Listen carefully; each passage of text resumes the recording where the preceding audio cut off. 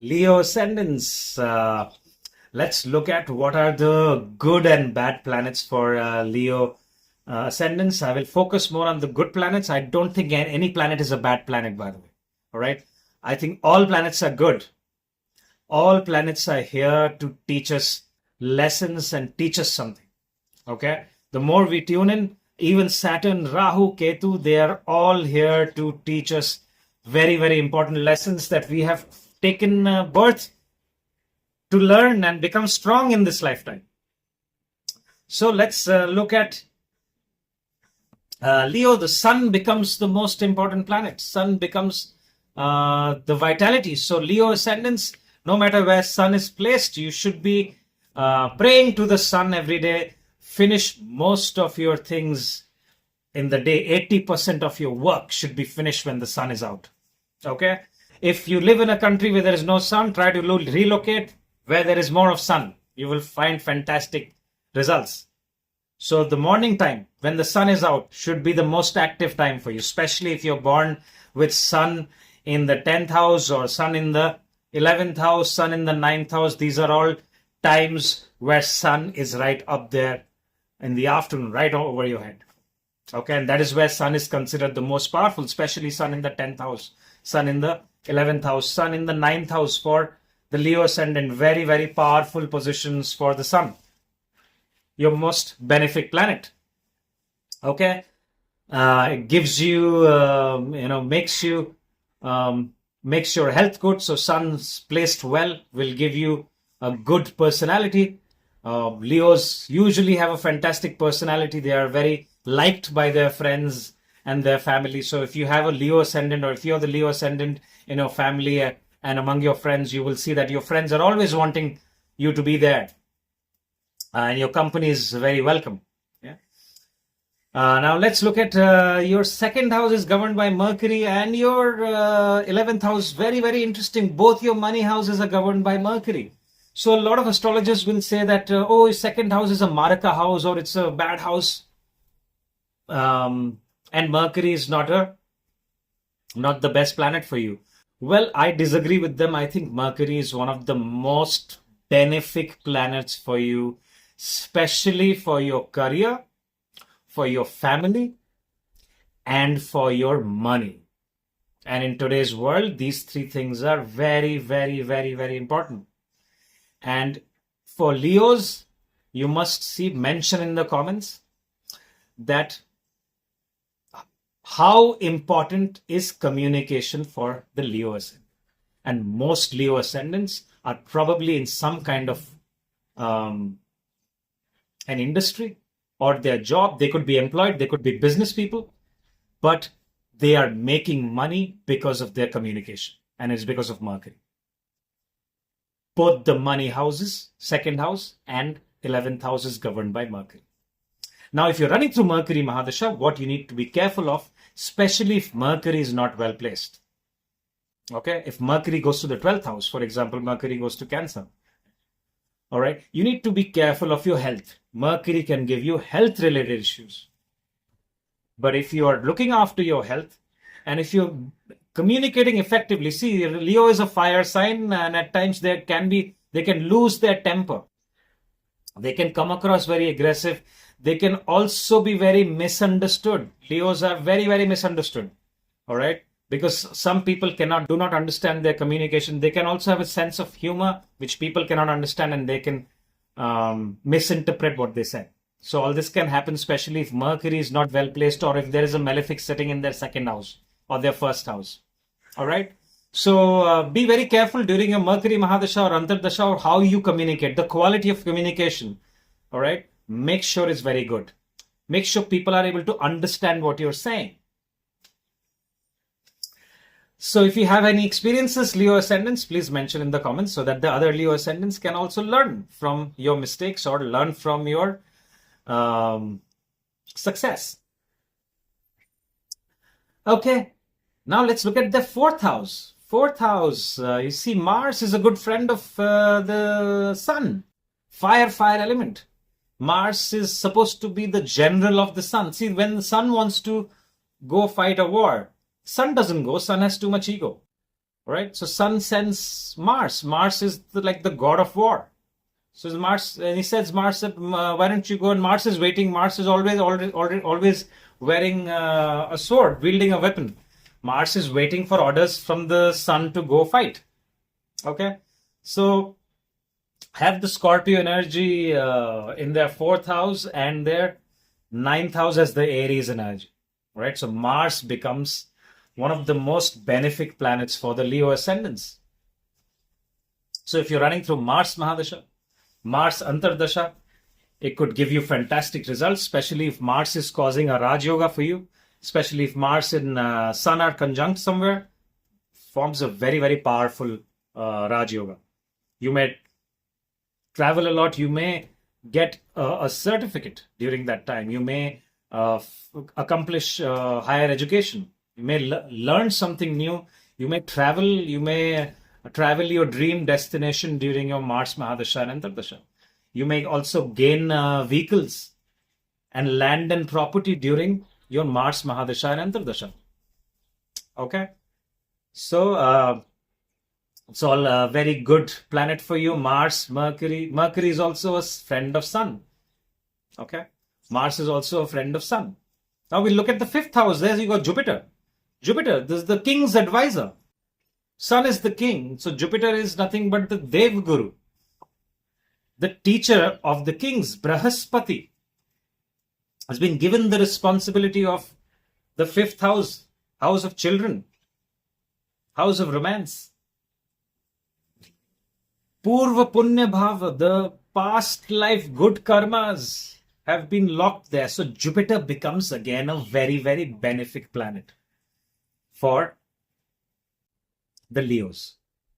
How do you align yourself with Jupiter when you are running through a Jupiter Mahadasha? Is through education. You will make sure that your focus during your Jupiter Mahadasha, Jupiter Antardasha, especially if your Jupiter is well placed, should be on learning new things, spending time with children, and imparting knowledge. So then that makes Jupiter very happy, especially if Jupiter is well placed in your chart. You will get fantastic results. All your desires, all your past lives, good karmas can show up. You may gain from speculated income. Any investments that you've put in the stock market, fifth house can give you great results. Any business where you put in money but you don't know what the return is going to be can be seen from the fifth house. So people who are into trading can do fantastic during their Jupiter Mahadasha. Now let's look at certain planets which may not give good results. So I'm going to say Venus as neutral, although Venus is given the responsibility of their 10th house career, but Venus and Sun's energies don't match with each other. They are opposing energies. They consider each other enemies.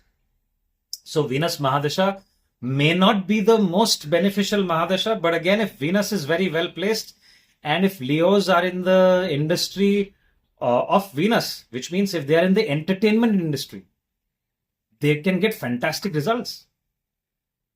If they're into creativity, entertainment, anything where women are the end users, because it's Venus's energy. If they're in tune with Venus's energy, they will get fantastic results. But I will give it a neutral, because Venus and Sun are opposing energies. Okay? But doesn't mean that 20 years of Venus for Leos will be a nightmare. No, it will not be. We have to check a lot of things. If Venus is not well placed and is aspected by Saturn, it may give negative results. Okay?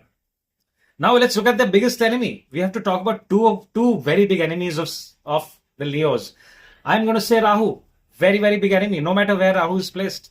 Now, if Rahu is placed in the 10th house, it may give good results, but Leos have to be very careful during Rahu Mahadasha and Antardasha. So if you're a Leo going through Rahu Mahadasha and Rahu Antardasha, mention in the comments, because Rahu considers Sun as its biggest enemy. And even though you've not done anything wrong during that time, you may suddenly see that enemies from past life are showing up.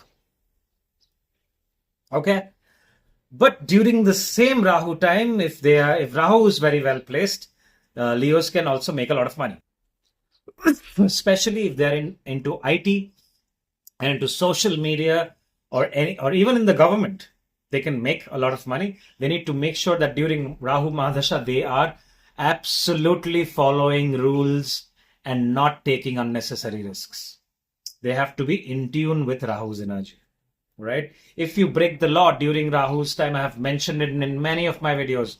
If you're going through Rahu Mahadasha and Rahu Antardasha, if you're a Leo Ascendant, if you do anything against the law, you will get negative results.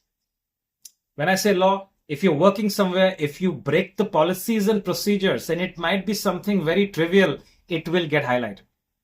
Okay, if you've had these experiences, please mention so the other Leo Ascendants can learn from your mistakes. If you've had any good experiences, mention that as well. People like to hear success stories so that they are inspired with them.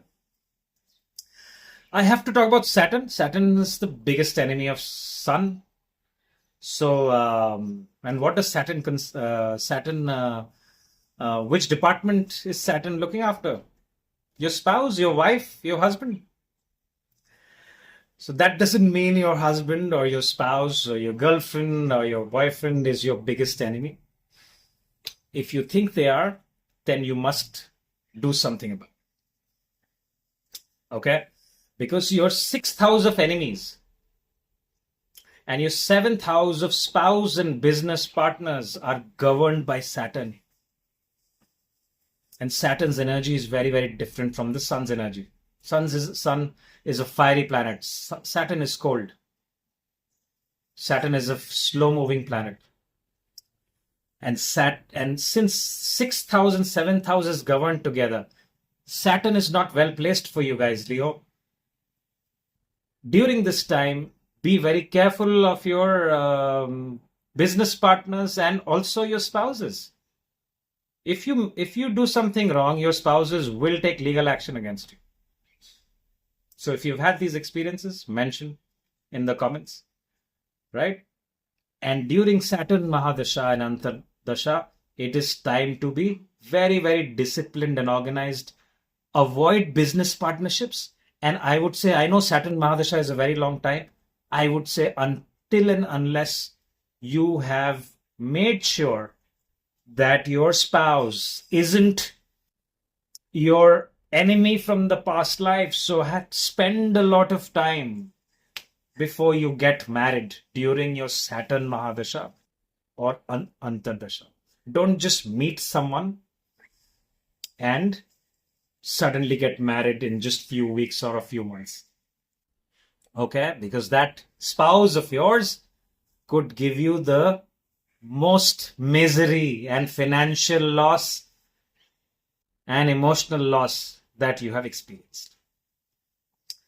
Okay, I would consider Moon as neutral, although Moon has been given the 12th house. So during your Moon Mahadasha, Leos, be a little careful about your health and expenses. Otherwise, Moon Mahadasha can usually give good results. We have to check the placement of Moon. If Moon is well placed, you may have great results in foreign lands during the Moon Mahadasha. You can also earn a lot of money by investments in properties during your Moon Mahadasha.